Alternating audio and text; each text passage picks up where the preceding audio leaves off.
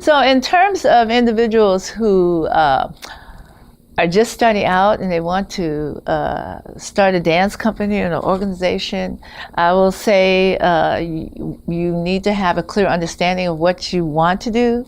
You need to have your own vision, clear vision of what you want to do, and your plan of how you want to get there. And sometimes that takes a long time. And sometimes if you're lucky, the environment that you're in, it may just catapult you up to the highest of heights. And others that you have to, like take the bumpy road to achieve your goal. All things are possible, but you need to, again, have your resources in place, know that it's a journey, and know that this journey is a difficult one, and that you need to bring the right people on board to support your vision. Because the vision and the passion for what you want to do is key. Having teammates that want to help you, not necessarily your best friends that just want to come and talk to you, and but people that will roll up their sleeve and get to work. Come into the theater and help you accomplish something, or find the resources that you're going to need to accomplish your goal. And then just decide on where you want to be. Give yourself some goals, some timelines. Where do you see yourself with your organization or your company or your choreography? And I would say like 2 years, and then 4 years, and then 6 years, and then 8 years. Where you want to see yourself at during that period of time. Because I think when you have a vision and you see yourself down the road, then you can plan and plot your path. And maybe it's not a straight path, but if you have that direction of where you want to go, if you veer off, you can always come back because you know what your direction is going to be. Develop relationships and be true to those relationships. Don't burn your bridges. Don't burn your bridges. If you're new and you're coming out and you're coming around, go out and research who else is in the community that's doing something similar to yours. Don't just say, oh, I'm arrived and I'm the only one, because you're not. And so it's good to go out and do the research. I find that most new beginners, they don't do the research. They just say, oh, I'm here and I've arrived, and because I'm here, it's just me. And that's the down thing about it. One, you alienate everyone else, and then you have bad blood because nobody wants to support you because you started off on a lie. So I always believe in, investigate the community that you want to go into.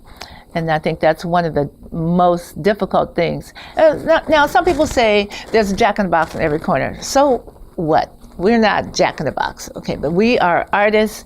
We are doing art, or we're teaching classes or whatever. If you're doing anything similar to that somebody else is doing right down the street, why would you come right down the street? Why would you try to cipher off what is already there? Why would you come, for instance, to me and see what I have going, and then go right down the street and recreate the same thing?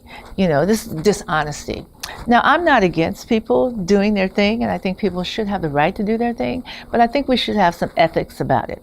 And so I think if you're starting out, don't burn your bridges, be honest. Go and talk to the people in the community. Say, hey, I'm new in town, I just got here.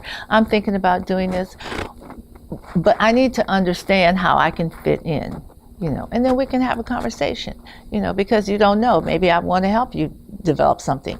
But if you're going to come in and see all my dancers and then want to hire all my people and take them away, then no, that's not going to work. But then if we can have a conversation about how we can work, and maybe we could be helping each other. Before, it was harder to me to do the research. Now it's so easy. It's like at your fingertips. If you have a smartphone, you can Google anything in a minute, and find out about people. Before, we had to read the newspapers, we had to go to the library, we had to, do all this research. You had to call on a cell phone, call information through the yellow pages, So nowadays, people don't even understand what the yellow page is. What is a yellow page? You can Google it on your phone. So the resources are here now. Young people thinking about doing something, have your plan. Things that I didn't know at first when I started off. A A plan and the B plan. Mr. Donald McHale always told me, and Mr. Donald McHale is one of our treasured choreographers and legends in dance in the world. And he said, Lula, you should have an A plan, a B plan, and a C plan. And then he also told me something that, you know, is really, really powerful. And he said, learn to read the signs along the way. Because there are signs and signals that if you learn to read those signs and signals and interpret, you know what's ahead and you know how to prepare. So I think that's like, you know, very powerful information, and that we can't go so fast that we go zoom and you miss the sign. And then when you go back and you think about it and you say, wow, well, this was there all along, I just didn't pay attention to it.